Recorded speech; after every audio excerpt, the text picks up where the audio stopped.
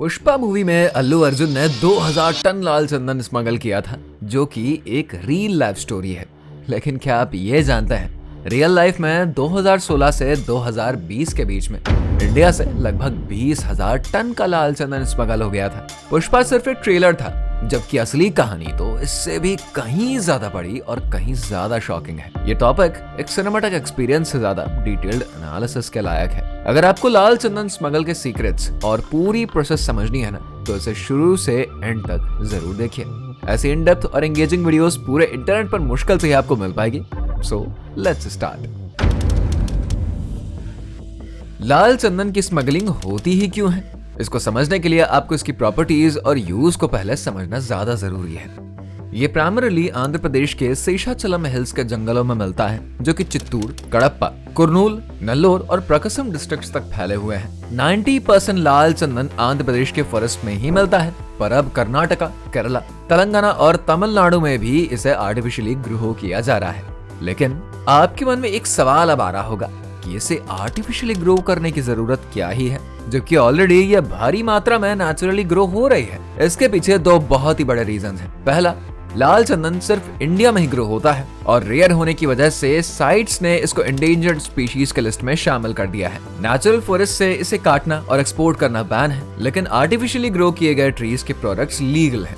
और दूसरा, लाल चंदन एक रेयर और बहुत ही एक्सपेंसिव पेड़ है, जिसका यूज फर्नीचर, कॉस्मेटिक्स और मेडिकल इंडस्ट्री में होता है। फर्नीचर इंडस्ट्री में हाई एंड प्रोडक्ट्स बनाने के लिए इसे यूज करते हैं, जैसे कि जापानीज गिटार्स, जिनकी प्राइस 2.5 लाख से 4 लाख तक की होती है। यह होम क्राफ्ट्स और म्यूजिकल इंस्ट्रूमेंट्स के अलावा कॉस्मेटिक्स और स्किन केयर प्रोडक्ट्स में भी बहुत ही वैल्यूएबल है। एंटी इन्फ्लेमेटरी, एंटीबैक्टीरियल और एंटीऑक्सीडेंट प्रॉपर्टीज की वजह से इसको एक्ने और पिगमेंटेशन के ट्रीटमेंट के लिए भी यूज करते हैं, और ये स्किन को नेचुरली एक ग्लोइंग इफेक्ट देता है। मेडिकल फील्ड में इसका रोल डायबिटीज, डायरिया और डायसेंट्री जैसे हेल्थ इश्यूज के ट्रीटमेंट में बहुत ही सिग्निफिकेंट है। स्टडीज के मुताबिक डायबिटिक पेशेंट्स के ब्लड शुगर लेवल्स को कम करने में ये बहुत मदद करता है। इंडिया में इसका डिमांड कम है, लेकिन एशियन कंट्रीज में जहां पर इसका हाई एंड यूज होता है, इसकी डिमांड बहुत ही ज्यादा है। लाल चंदन का रेयर बेनिफिट और इसका हाई डिमांड ही इसकी स्मगलिंग का प्राइमरी रीजन है, जो कि इल्लीगल एक्टिविटीज को बढ़ावा दे रहा है। इसी हाई डिमांड को पूरा करने के लिए चाइना, हांगकांग, जापान और सिंगापुर जैसे एशियन कंट्रीज इंडिया से रेड सैंडलवुड स्मगल कर रहे हैं। यह लीगल ट्रेड इतना ज्यादा प्रॉफिटेबल है ना, कि हर स्टेक होल्डर, चाहे वो स्मगलर हो या रिसीवर हो, इससे बहुत फायदा लेता है। 20,000 टन की लाल चंदन स्मगलिंग से लगभग 13,000 टन सिर्फ चाइना के अंदर स्मगल किया गया है, और बाकी का हांगकांग, जापान और सिंगापुर में एक्सपोर्ट हुआ। इतने बड़े स्केल पर स्मगलिंग करने के पीछे इंडिया के अंदर के सिंडिकेट ग्रुप्स का काफी बड़ा हाथ है। ये ग्रुप्स लॉजिस्टिक्स को स्ट्रीमलाइन करते हैं, और उनका नेटवर्क इतना ज्यादा टाइट है कि उनके 1 टन लाल चंदन स्मगल करने पर 1 करोड़ से 1.5 करोड़ तक का प्रॉफिट होता है। स्मगलिंग करने वाले देशों को इससे हजारों करोड़ों का इकोनॉमिक बेनिफिट भी मिलता है। आपने पुष्पा मूवी में स्मगलिंग प्रोसेस का एक सिंप्लीफाइड सा वर्जन देखा होगा, लेकिन असली प्रोसेस फिल्म में दिखाया गए से काफी ज्यादा कॉम्प्लेक्स और काफी ज्यादा डेंजरस है। स्मगलर्स इस काम को फ्लॉलेस तरीके से एग्जीक्यूट करते हैं, और ये इसको करने में एक्सपर्ट बन चुके हैं। लाल चंदन स्मगलिंग की जर्नी शेषाचलम के जंगलों से शुरू होती है, जहाँ पर के लोकल लोगों, जिन्हें की पोचर्स कहा जाता है, उनको ट्रक में भरकर लाया जाता है। इन पोचर्स को पेड़ काटने का काम दिया जाता है, और बदले में उन्हें 20 रुपए से 40 रुपए पर केजी के हिसाब से पैसे मिलते हैं। स्मगलर्स हर केजी पर 5,000 तक कमा लेते हैं, और ये प्रॉफिट चेन आगे और भी बढ़ जाता है। एक पोचर सिर्फ 50,000 रुपए से 1 लाख रुपए 1 टन के लिए कमाता है, जबकि स्मगलर वही टन बेचकर 1 करोड़ से 1.5 करोड़ कमा लेता है। पोचर से लॉग्स लेने के बाद स्मगलर्स इन्हें एग्रीकल्चरल लैंड्स में टेम्पररीली छुपा देते हैं। जब मौका मिलता है, तब ट्रक्स या लग्जरी कार्स जैसे कि पोर्शे में भरकर लोग आंध्र प्रदेश से तमिलनाडु के चेन्नई तक उनको ले जाते हैं, और वहां से सी रूट के जरिए चाइना, जापान या हांगकांग इनको एक्सपोर्ट कर देते हैं। रोड्स पर चेक पोस्ट होने के बावजूद स्मगलर्स अपने माल को आसानी से पार करा लेते हैं। स्मगलर्स अपने माल को इंडस्ट्रियल एरियाज जैसे कि कांचीपुरम से रोयापुरम तक छुपाने के लिए यूज करते हैं। इंडस्ट्रियल जोन्स, कंटेनर्स, यार्ड्स और गोडाउन से भरे होते हैं। यहाँ पर स्टील कंटेनर्स फॉरेन एक्सपोर्ट्स के लिए बिल्कुल रेडी होते हैं। स्मगलर्स इन कंटेनर्स के लॉक्स तोड़कर उनमें लाल चंदन के लॉक्स डाल देते हैं। और फिर लॉक्स को वापस से सील कर देते हैं। ये सील कंटेनर्स दोबारा से इंस्पेक्ट नहीं होते हैं और सीधा ओवरसीज ही भेज दिए जाते हैं। स्मगलर्स लॉक्स को granite marbles, iron rods, tractor parts और हाउस होल्ड आइटम्स में डिस्गाइज कर देते हैं। जैसे पुष्पा फिल्म में बैलगाड़ी के रूप में चेंज करके पुलिस के नाक के नीचे से एक्सपोर्ट किया गया था ना, ये तरीका इतना ज्यादा सोफिस्टिकेटेड होता है ना कि किसी को कानो कान खबर तक नहीं पड़ती। पुष्पा मूवी में पुलिस को थोड़ा नकारा दिखाया गया था, लेकिन रियल लाइफ में पुलिस स्मगलर्स के लिए एक बहुत ही बड़ा चैलेंज है। चेन्नई के रेड सैंडर्स एक्सपोर्ट हब होने के बावजूद पुलिस के कड़ाई होने की वजह से स्मगलर्स अपना रूट महाराष्ट्र, गुजरात, कोलकाता, दिल्ली और हत्ता की जम्मू कश्मीर जैसी जगह तक शिफ्ट कर चुके हैं। स्मगलर्स का नेटवर्क भले ही बड़ा हो, लेकिन लॉ एनफोर्समेंट एजेंसीज उनका पीछा कर रही हैं और उनके ऑपरेशंस को डिसरप्ट करने में वो लगातार लगे हैं। DRI यानी कि डायरेक्टोरेट ऑफ रेवेन्यू इंटेलिजेंस, जिसे आप स्पेशल पुलिस समझ सकते हैं, जिनका की काम रेड सैंडर्स स्मगलिंग को रोकना है और वो इस काम में काफी हद तक सक्सेसफुल भी रहे हैं। चेन्नई पोर्ट के आसपास DRI ने बड़े बड़े ऑपरेशंस को अंजाम दिया है। 2016 में चेन्नई पोर्ट पर 50 टन रेड सैंडर्स लॉक्स पकड़े गए थे। 2017 में उन्होंने 40 टन का माल सीज किया था। 2021 में DRI ने एक कंटेनर पकड़ा जिसमें आयरन और ब्रास हार्डवेयर के साथ मिक्स करके 10 टन लॉक्स छुपाकर एक्सपोर्ट किए जा रहे थे।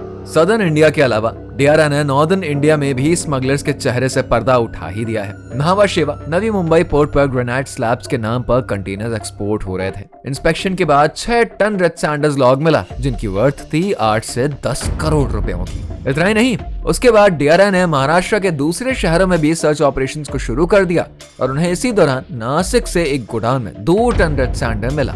उसके बाद DRI महाराष्ट्र के बाहर के दूसरे स्टेट्स में भी एक्टिव हो गए, जिसकी वजह से DRI ने गुजरात के साबरमती पोर्ट पर 2022 में टॉयलेटरीज प्रोडक्ट्स के अंदर 15 टन लॉक्स छुपे हुए पाए, जो कि एक्सपोर्ट होने से पहले DRI ने पकड़ लिए। DRI ने माल पकड़वाने के अलावा बहुत सारे स्मगलर्स को शूट भी किया है, जो कि आप आगे वीडियो में देखेंगे। DRI इतनी एफिशिएंसी के साथ काम करता है ना कि उसने जम्मू और कश्मीर से चाइना जाने वाले 50 टन रेड सैंडर्स भी पकड़ लिए।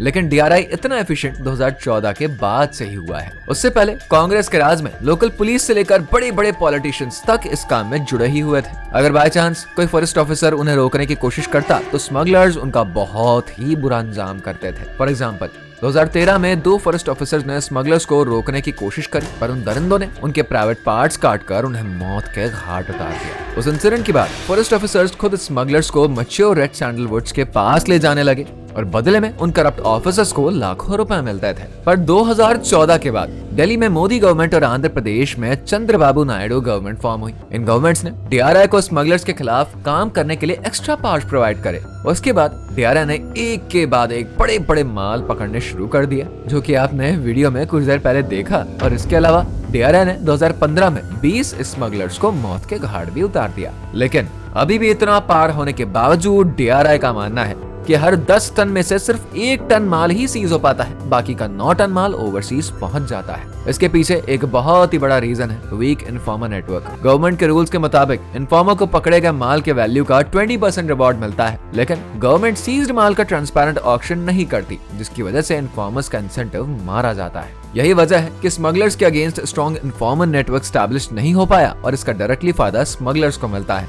इस सिस्टम की इनएफिशिएंसीज का सबसे बड़ा इम्पैक्ट फार्मर्स पर होता है। आर्टिफिशियली ग्रो किए गए रेड सैंडर्स के फार्मर्स काफी मुसीबत का सामना करते हैं। गवर्नमेंट के ऊपर भरोसा करके फार्मर्स अपनी जमीन पर 20 से 25 साल तक रेड सैंडलवुड ग्रो करते हैं, लेकिन जब उसे बेचने का टाइम आता है तो उन्हें कॉम्प्लेक्स लाइसेंसिंग रूल्स के चक्कर में फंसा देते हैं। एक रियल लाइफ एग्जांपल है गणेशन, जो कि इंजीनियरिंग से एग्रीकल्चरिस्ट बने और अपनी 19 हेक्टेयर की जमीन पर रेड सैंडलवुड ग्रो किया। 20 साल बाद जब पेड़ मैच्योर हुए तो उसने पतंजलि और डाबर जैसे बड़े ब्रांड से कांटेक्ट किया, लेकिन उन्होंने साइट सर्टिफिकेट के बहाने उसको रिजेक्ट कर दिया। एक्चुअली साइट सर्टिफिकेट सिर्फ गवर्नमेंट मांग सकती है, फार्मर नहीं। गणेशन ने इंटरनेशनल मार्केट में एक्सपोर्ट करने का सोचा, लेकिन उससे पता चला कि एक्सपोर्ट पॉलिसी के मुताबिक सिर्फ गवर्नमेंट अप्रूव्ड लाइसेंस होल्डर्स ही रेड सैंडर्स एक्सपोर्ट कर सकते हैं। लाइसेंस लेना मुश्किल है, इस वजह से गणेशन और उस जैसे करीब 3000 फार्मर्स अपने माल को स्मगलर्स को बेचने पर मजबूर हो जाते हैं। आयरनी यह है कि सीज्ड माल जो कि स्मगलर्स से पकड़े जाते हैं वो गवर्नमेंट बड़े ब्रांड्स को ऑक्शन के जरिए बेच देते हैं। ये ब्रांड्स वही माल यूज करके इंटरनेशनल डिमांड को पूरा करते हैं, जबकि फार्मर्स अपने पेड़ों का पोटेंशियल पूरा यूज नहीं कर पाते। गवर्नमेंट की पॉलिसीज और इनएफिशिएंसीज फार्मर के लिए डीमोटिवेटिंग बन चुकी है। अगर ये सिलसिला ऐसे ही चलता रहा तो फार्मर्स आर्टिफिशियली ग्रो करना बंद कर देंगे और नेचुरल ट्रीज पर डिमांड का प्रेशर बढ़ जाएगा। आखिर में